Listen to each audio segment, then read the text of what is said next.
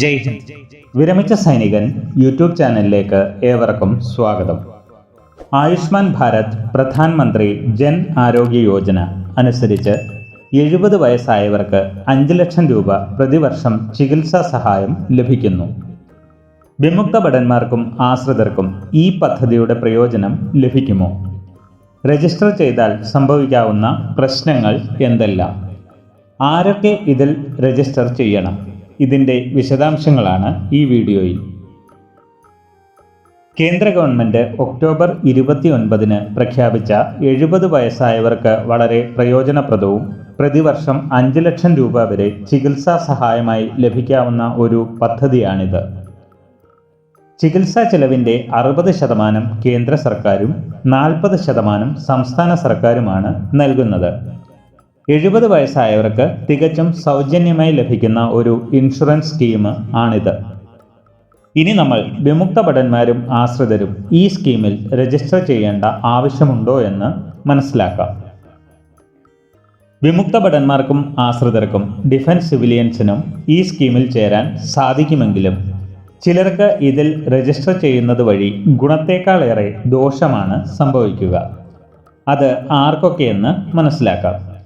ആദ്യമായി നമ്മൾ ഇതിലേക്ക് രജിസ്റ്റർ ചെയ്യുമ്പോൾ സ്ക്രീനിൽ കാണുന്നത് പോലെ ഒരു ഡിക്ലറേഷൻ നൽകേണ്ടതുണ്ട്. ഇതിൽ ചോദിക്കുന്ന കാര്യങ്ങൾ: 1. നിങ്ങൾ CGHS ഫെസിലിറ്റി ലഭിക്കുന്ന ആളാണോ?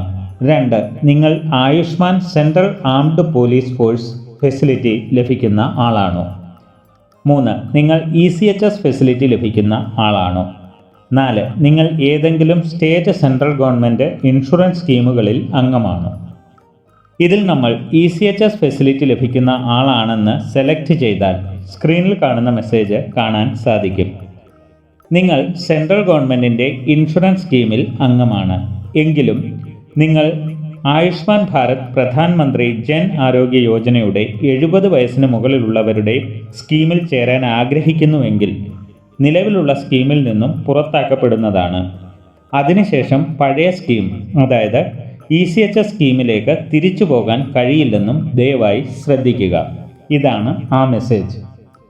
അതായത് വിമുക്ത ഭടന്മാരും ആശ്രിതരും ECHSO CGHSO ഫെസിലിറ്റി ലഭിക്കുന്നയാളാണെങ്കിൽ ഈ സ്കീമിൽ ചേർന്നാൽ ECHS അല്ലെങ്കിൽ CGHS ഫെസിലിറ്റി ക്യാൻസൽ ആകുന്നതാണ്. പിന്നീട് തിരിച്ച് ECHS ഫെസിലിറ്റിയിലേക്ക് തിരിച്ചു വരാനും സാധിക്കില്ല. ആയതിനാൽ ECHS അല്ലെങ്കിൽ CGHS കാർഡ് ഹോൾഡേഴ്സായ വിമുക്ത ഭടന്മാരും ആശ്രിതരും ഡിഫൻസ് സിവിലിയൻസും ഒരു കാരണവശാലും 70 വയസ്സിന് മുകളിലുള്ളവരുടെ ഈ സ്കീമിൽ രജിസ്റ്റർ ചെയ്യരുത്.